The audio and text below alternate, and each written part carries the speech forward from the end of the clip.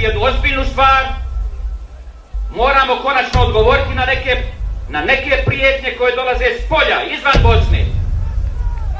Dosta nam je svojatanja Bosne. Ne dozvoljavamo više ni aluzije o podjeli Bosne, a te aluzije se množe iz dana u dan. Međutim, ovo neće biti Dušanova zemlja. Četnici ne mogu računati ni na pedalj ove zemlje.